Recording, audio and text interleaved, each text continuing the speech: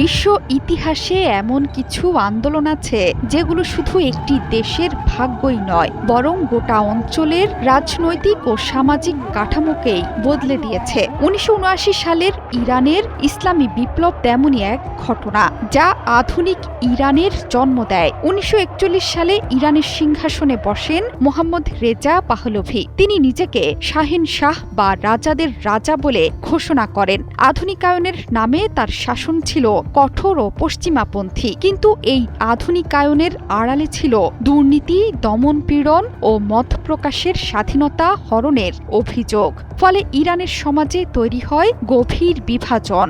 একদিকে পশ্চিমমুখী এলিট শ্রেণী, অন্যদিকে ধর্মীয় বিশ্বাসে অনুগত সাধারণ জনগণ।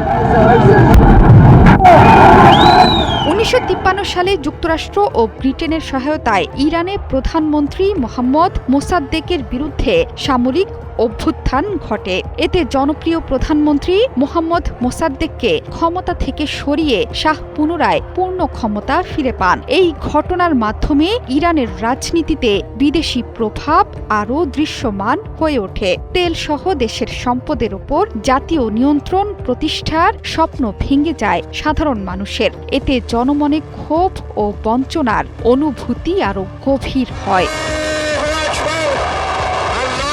এই প্রেক্ষাপটে ইসলামী বিপ্লবের কেন্দ্রীয় চরিত্র হিসেবে আবির্ভূত হন আয়াতুল্লাহ রুহুল্লাহ খামেনি। তিনি ছিলেন একজন প্রভাবশালী শিয়া ধর্মীয় নেতা, যিনি প্রকাশ্যে শাহের নীতির বিরোধিতা করেন। এর জেরে তাকে গ্রেপ্তার করা হয় এবং পরে নির্বাসনে পাঠানো হয়। তবে নির্বাসনেও খামেনি থেমে থাকেননি। চিঠি ও রেকর্ডকৃত ভাষণের মাধ্যমে তিনি অনুসারীদের আন্দোলনের জন্য সংগঠিত করতে থাকেন। মার্কিন পররাষ্ট্রনীতি বিশেষজ্ঞ মার্ক গ্যাসিওরস্কির মতে, খামেনির নেতৃত্বে ধর্মীয় চেতনার উপর ভিত্তি করে যে রাজনৈতিক আন্দোলন গড়ে ওঠে তা ইরানের ইতিহাসে নজিরবিহীন। তার বার্তাগুলো শুধু ধর্মীয় নয়, বরং রাজনৈতিক স্বাধীনতার দাবিও বহন করত। ১৯৭৮ সাল থেকে ইরানে বিক্ষোভের ঢেউ ছড়িয়ে পড়ে। শুরুতে সীমিত আকারে প্রতিবাদ হলেও দ্রুত তা গণ আন্দোলনে রূপ নেয়। তেহরান, কোম, ইস্পাহান ও তাবরিজ সহ বিভিন্ন শহরের মানুষ রাস্তায় নেমে আসে।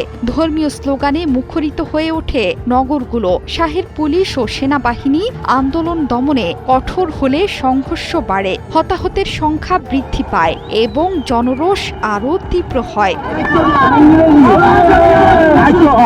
একই সময় তেল শ্রমিকদের ধর্মঘটে ইরানের অর্থনীতি কার্যত অচল হয়ে পড়ে। পরিস্থিতি সামাল দিতে ব্যর্থ হয়ে ১৯৭৯ সালের জানুয়ারিতে শাহ মোহাম্মদ রেজা পাহলভি দেশ ত্যাগ করেন।